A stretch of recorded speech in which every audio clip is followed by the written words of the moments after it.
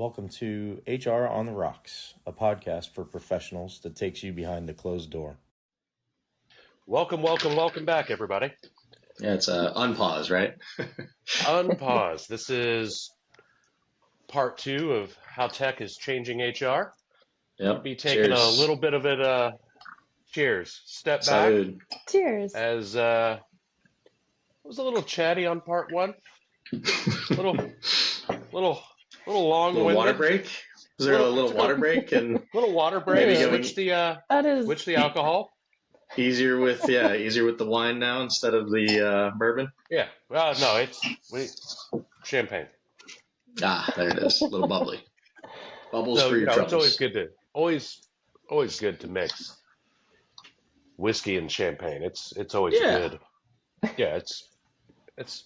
I see no. I think that falls into the liquor before beer. You're in the clear, right? So like, as long as whatever you drank first is stronger, you should be okay. I see. We'll find out. We will. You'll find out. As will my spouse. Yes. Let us know how that goes. Yeah, I don't think there's a clever saying for champagne. I think it's just liquor and beer, right? Well, all the champagne, there is no pain. I mean, there you go. Now we know. Feel no pain. Whatever. There it is. Done. So, digging back into our topic, I know, Melanie, you had a lot more that you wanted to discuss, and so I'm just going to let you roll with it. Yeah. I mean, so technology's changed so much in HR, and I know last episode I talked about how it's changed onboarding, but I think another big way that technology has changed HR operations is through training and learning management systems and employee training. So I was going back and thinking about, what I had utilized in the past and what I have utilized today and how that's changed. And I remember back in one of the first jobs that I'd had at a retail store, and my employee training was done by, sitting in a classroom, and the teacher comes in they roll in the large TV and they pop in a VHS tape, which definitely dates me. This is always like at school, that was like the most exciting day ever, right? Is when you see the TV roll in. Yeah, unfortunately. Gosh, we're so dating ourselves. I can go back to reel to reel. Okay. We won't go quite that far back. My son asked me a question that I'll ask here, Justin, last night. So how were the dinosaurs? Were they pretty cool? Yeah. Oh. Mm-hmm. I was like, yeah, they were pretty rowdy bunch. Yeah, landed before time. So they popped in. It was like, safety in the workplace and communicating with coworkers and customers and things like that. And it was about as interesting as, watching paint dry. And I'm pretty sure I tuned out, 30 seconds in, which, to be fair, I might tune out 30 seconds in to an in-person training or something else. But these particular tapes were just like F-list actors and, no plot. It was training. Nice. So, yeah, at least like in person. In person, you have to pretend that you're making eye contact, and you can't just be sitting there on your phone the whole time just messing around, right? Someone's going to call you out on that versus sitting in front of a screen and it's not engaging at all on top of that. That's pretty rough. Yeah. Sorry, I interrupted. No, and there are some out there, if you look up safety training videos and workplace training from back in the 80s, 90s, there's some that are kind of funny now, but those weren't funny, the ones that I watched in the retail store. But I know some companies also brought in, or maybe actually still bring in, the in-person trainer that come in, and you have to pay them to come in, fly out, you set everything up. And so, at least theoretically, that's more engaging if you have a good trainer come in and do that. And I know that there's benefits from the in-person training as well, especially for a job, if it's skilled labor or manual labor or something like that, you probably need the in-person. But I bring all that up more because, interactive too, right? Yeah, it is. Yeah, because you're part of the attention. classroom. Mm-hmm. Yep. And now a lot of that is what I've noticed is a lot of it's gone online, and there's online learning platforms, and you use it for new hire training and for the annual trainings that you have to do. And, those can also be unengaging. But I think that's where the employer has to step in and work on making the online training more interactive to increase participation rather than like active participation rather than passive participation where I'm just watching it and maybe I'm tuned in or maybe I'm not. Yeah, maybe you're sitting there doing email the whole time. Yeah, true. And I've had like different flavors, and I found like one of the ones that I like most recently where they also like incorporated like little short video, like maybe 30-second to 1 minute videos of acting and like acting out particular, like what not to do in the workplace or something like that. And they were a little more interesting, even though they weren't on VHS tape, but but I think overall technology has opened up those doors to make it where it can be an improved experience.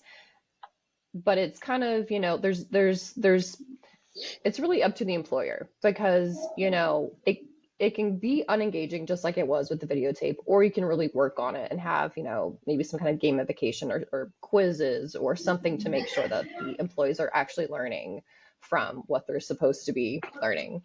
But yeah, maybe shorter modules to break up what the employees, are trying to learn, make it easier to digest. Because Especially they're with all basically the same.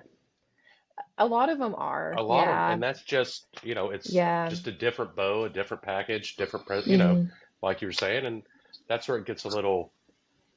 yeah, If you've seen them one, you've seen them all, but I get it.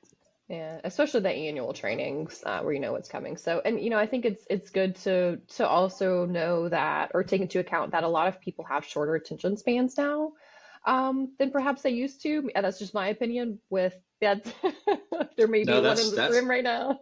no, that's not. Yeah, there are probably three in this room. But no, Yeah. I think that's a very data driven It's funny statement. because there's six of Especially y'all. nice. Nope, only three, Justin. It's the same one. Look, see, there's two waves right now. Oh,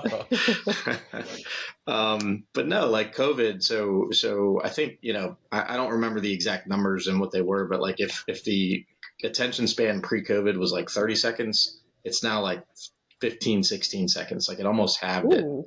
post-COVID. Yeah, I mean, I was reading something about it the other day, but no, that I mean, again, I think it's not just speculative. Like that is a true statement. hmm Yeah, I mean, and I could even like personally attest that I feel like I used to be able to focus a little bit longer and a little bit better than I can now.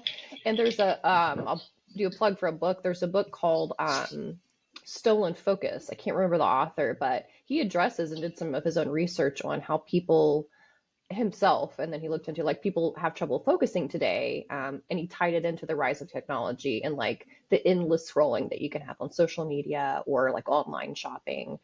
And so basically cell phones and social media has led to the decline in the ability to focus. And that's kind of getting off topic here, but I think it also is relevant because if we're teaching employees, new hires employees online, like how do you keep the focus? How do you keep people's focus? I mean, do we need like bright things flashing to be like, hey, remember, wake up, whatever. I mean, I probably need Bright it. flashing So lights.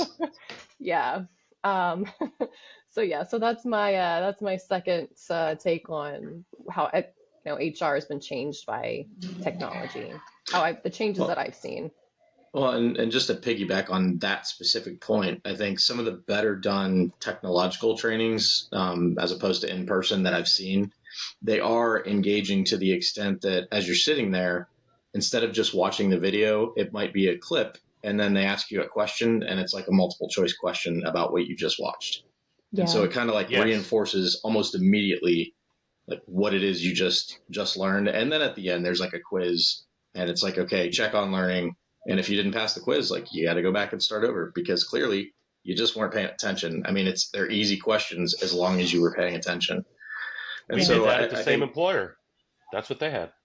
yeah. And again, I think that like that is, those are pretty well done. When it integrates something where like there are pauses and checks along the way instead of, to your point, Melanie, like that long video that you're just kind of sitting there drooling or doing something else Yeah. entirely, right? Yeah.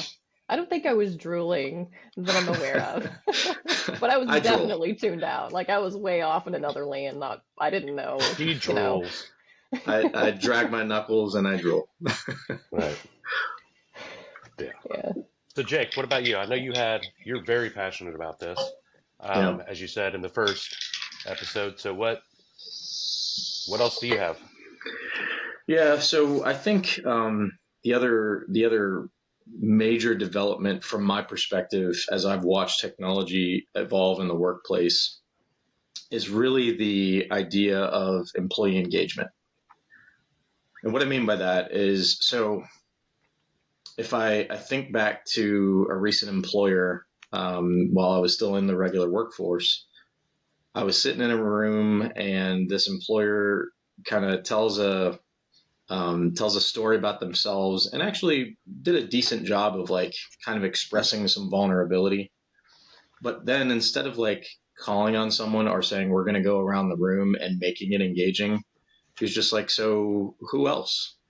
Who else wants to share? And everyone's sitting there looking at each other like, I'm not going to be vulnerable with this group. Like, forget it. And it's a group of leaders, and so no, everyone's sitting there looking at each other, and so it gets to the point where I finally just kind of like tentatively raised my hand and I shared just like a little bit as opposed to really being vulnerable. And it's because I think in person, some things are harder as opposed to easier. So I think to what Melanie was describing, some really well done, engaging trainings, I think are better done in person, right? You sit down in a room, you get the class, right? The whole group of people engaged, interacting with both the speaker, the person giving the class, but then with each other at points. Yeah. It definitely makes more of an impact for the employee. Yes. Oh. Impact. I see what you There did there. Very good. And it does. Social learning. Yeah, and I think those are the better classes that I think back on, and I was a part of.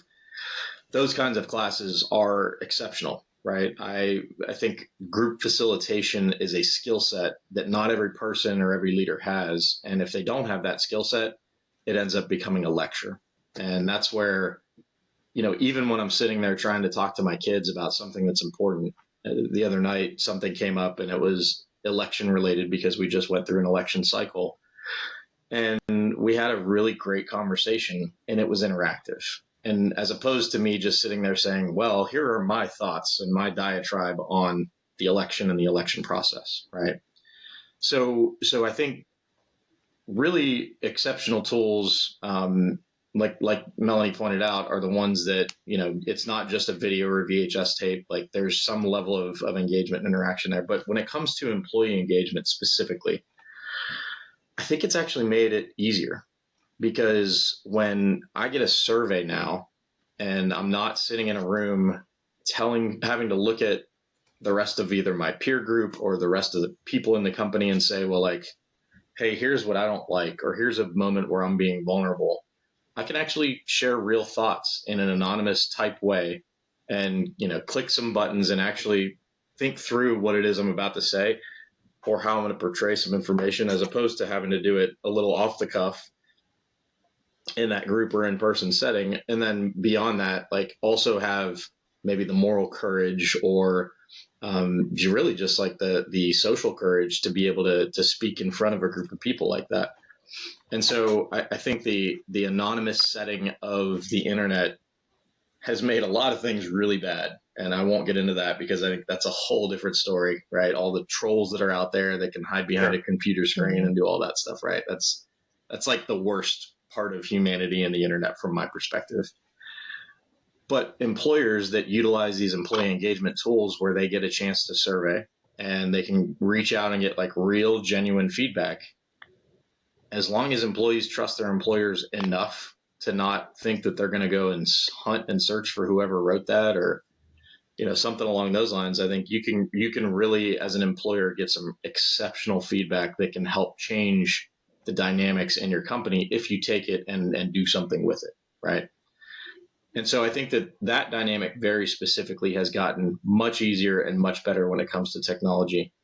And then to reinforce that, I think, a lot of people The stats are all over the board that as I researched it, but essentially, like if you're sent a random survey, a lot of folks aren't even going to look at it.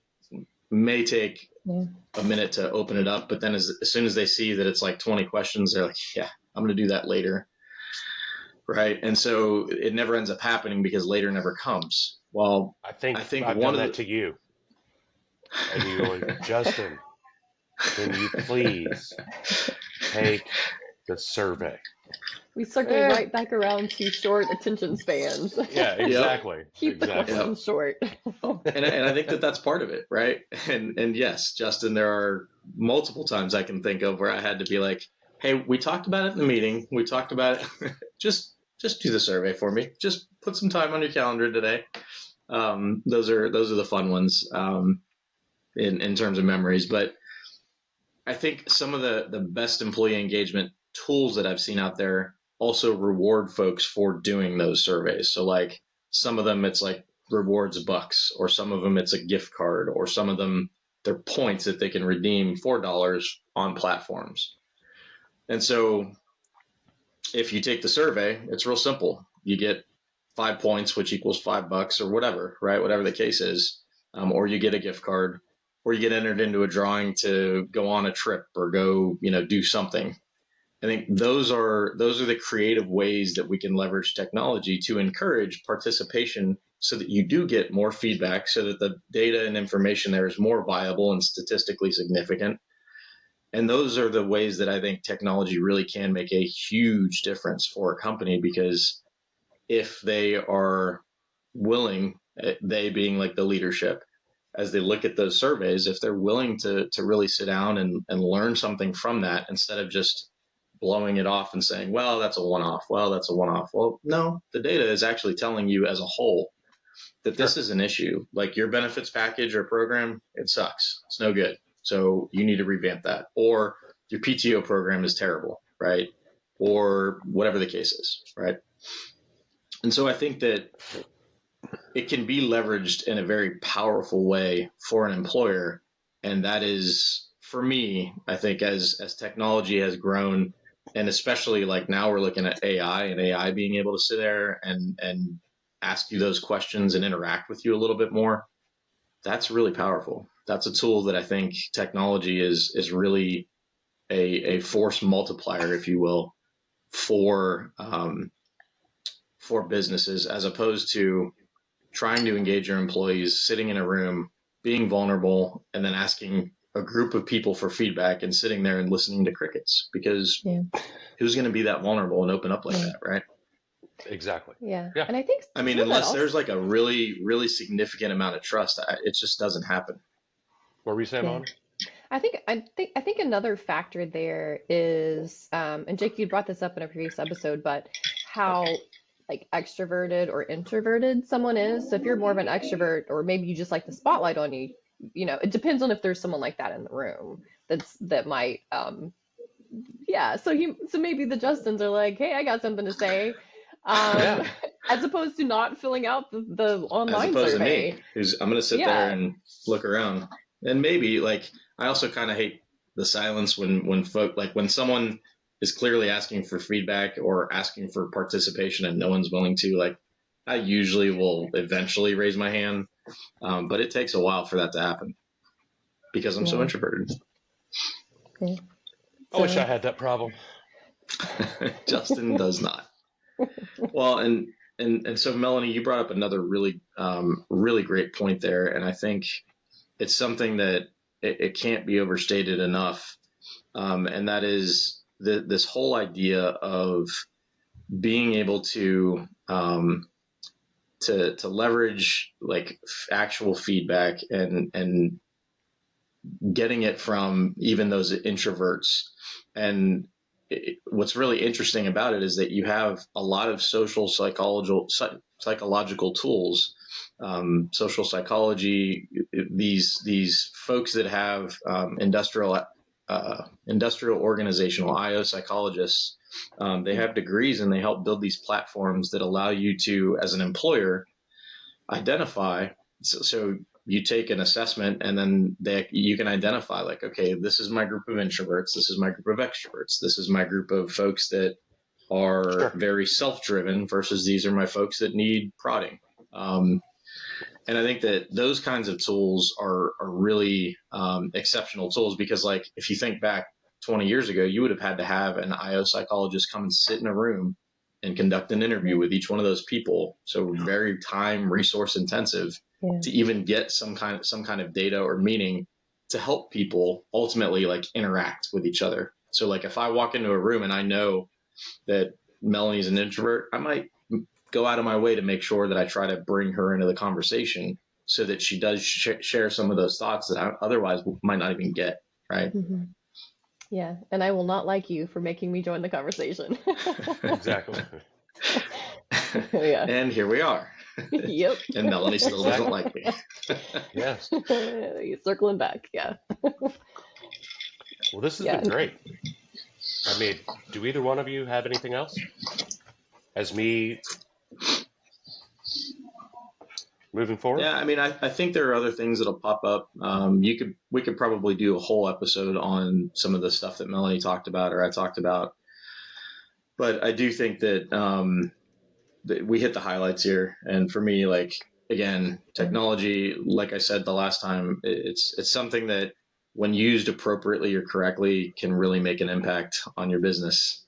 There it is. We both used it. That's right. You have made Melanie? an impact on me. That's kind of like you and Max. I cheated. Is that Max there? Max, It is, Maximus the cat? He wanted to join today. He's Nice. dressed for the occasion too. That's right. You Although it's mentioned kind of that. hard to tell. Yep. Yeah, he's got the red tie on. That's right. Yep, he's got Nice. his business suit. Excellent. Well done, Max. He hates me now. He's the introvert as well. Doesn't want to be on camera. Probably. I don't know. Or I've never dressed assessed up. him, so I'm not sure. Oh, he's definitely dressed up. So. Nice. Yep. Unbelievable. Well, everyone, hey, to the next episode. Cheers once again. Yep. And Salute. Cheers. we'll see you next week. Go make an impact. Always. Yep.